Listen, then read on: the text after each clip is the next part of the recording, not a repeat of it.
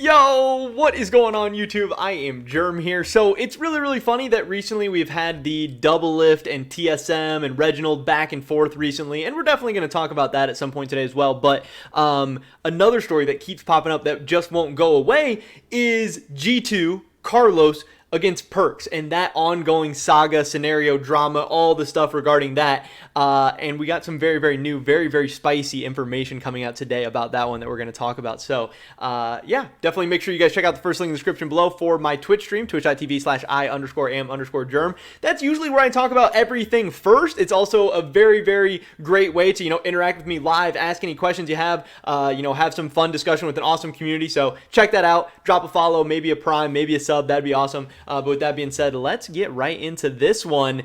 Jacob Wolf dropped an absolute banger on our heads that I was just not really prepared for. He tweeted out, I went to the wrong scene and I'm messing up my scenes right now. He tweeted out, in the buyout agreement for PERKZ this time last year, obviously when PERKZ was bought out by Cloud9 from G2, G2 and Cloud9 agreed to put a clause that would prevent PERKZ from moving to Fnatic for the next 3 years. That is absolutely insane. Carlos and G2 and Riot are receiving a ton of backlash and a ton of hate right now, and I think it is absolutely deserved and absolutely rightfully so. I mean, this is such a good article by Jacob Wolf. Everyone is saying how good of an article this is. He does talk about how, two of the most popular teams in Western League of Legends colluded to prevent the sale of a star player, but both have escaped punishment after a top-level Riot Games investigation determined no harm was done to the player. Now, that is very interesting, and we'll talk about why they decided no harm was done to the player. But, yeah, the crazy part here and the great investigative work by Jacob Wolf does say that a clause in G2 and Cloud9's buyout agreement signed in late 2020 for PERKZ prevented the team from selling him to Fnatic for a period of 3 years, beginning in November 2020 and lasting through the end of the 2023 season, according to a copy of that buyout obtained by Dot Esports. Fnatic did file a complaint with Riot's LEC office over the past few weeks, asking them to investigate this clause. Again, I think rightfully so, because to me, and I think most other people, if not everyone else, this clause sounds like absolute bullshit. It sounds very manipulative and disgusting. I know some people are going to say, oh, that's just great business. That's an awesome move by Carlos. But it really makes no sense to me at all. This is Carlos negotiating in a clause that allows him to control an asset that isn't his. He chose to sell PERKZ off to Cloud9. Cloud9 paid him for it what they determined was a fair price. I don't remember if it was 8, 9, 10, 11, 12, however many $1 million. And then Carlos is also wanting to still have control over that asset, and that asset is a human being in this instance, and he's going to, continue to further block out PERKZ from going to Fnatic because he's so scared, worried, whatever about his, star player heading to Fnatic. That is crazy. That is manipulative. That is gross. But just like Carlos talks about, Carlos kind of tweeted about this whole situation, like, don't hate the player, hate the game. And I do agree with that. Very horrible decision, terrible precedent, terrible everything by Riot for allowing something like this to happen. But you can absolutely hate the player and the game. I do think this was, really gross by Carlos. Yes, he's, likes to play the bad guy. Yes, he likes to be the evil, mastermind genius, ruthless businessman, whatever. But I mean, this is just going to leave a bad taste in a lot of people's mouths. This is going to make him and G2 look really bad. The fact that PERKZ has done so much for him, so much for his organization, made him so much money. And if he doesn't want to sell him outright to Fnatic, I totally get that. Yeah, he has that right. He has the contract with PERKZ. He doesn't have to sell him to Fnatic if he thinks it's going to make Fnatic better or hurt G2 chances in the future or whatever. But once he gives that asset to Cloud9, to try and further control the future of PERKZ and the life of another person and the career of another person like that is just flat out insane to me and makes no sense. And again, for Riot allowing that, shame on them and shame on Carlos here. Very weird, crazy situation. But,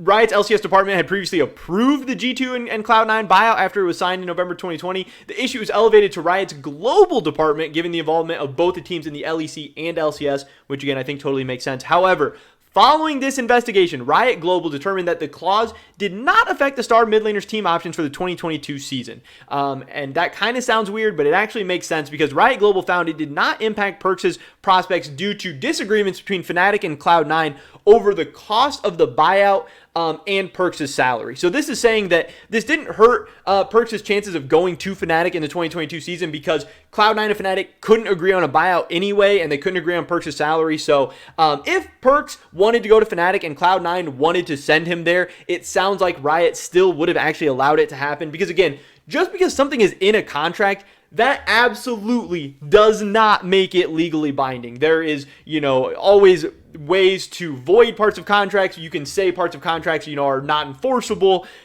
And it sounds like Riot would not have enforced this anyway because they are now kind of realizing how asinine of a clause in a contract this is and how potentially even borderline illegal this clause in this contract is. There is a way that this could literally not legally stand, which just kind of shows how gross and crazy even of an idea this is from Carlos and G2.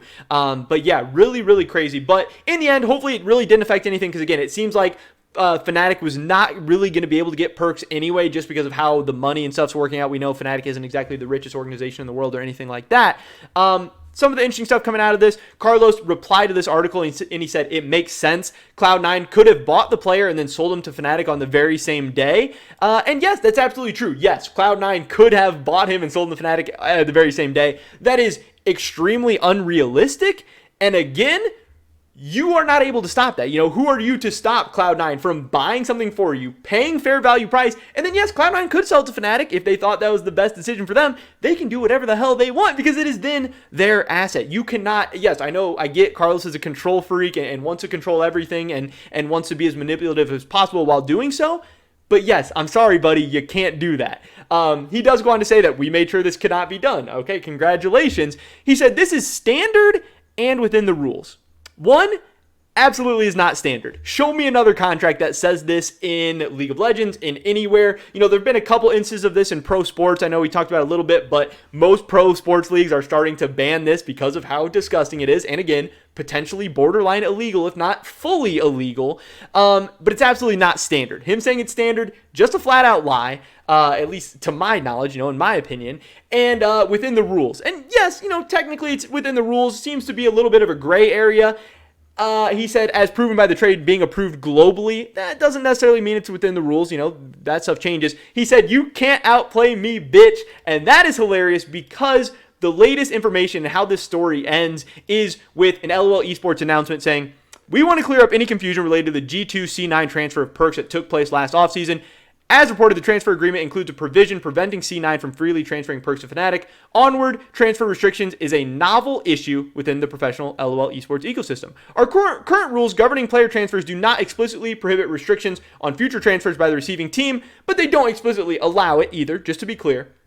So they are not going to penalize G2 and Cloud9 for including that in their agreement. However, as we recently communicated to G2, C9, and Fnatic, Riot does not intend to enforce the trade restriction and would recognize the transfer of PERKZ to any team upon receipt of the appropriate paperwork in accordance with the league rules. The enforcement of the restriction is a private contractual matter between the teams to be resolved as appropriate in accordance with applicable law, which is hilarious. Going forward, we will update our rules to prohibit future restrictions and transfer agreements as they are not in line with the values and interests of our sports. Amazing decision by Riot. Better late than never. Again, I believe it is late, but better late than never. Great statement by them. Hilarious that they are saying that they would not acknowledge this clause in the contract and that they would let PERKZ go to Fnatic if Fnatic and PERKZ did agree on a deal. So, Carlos can act like he has all the power in the world. He can act like he's some genius. He says you can't outplay me, bitch.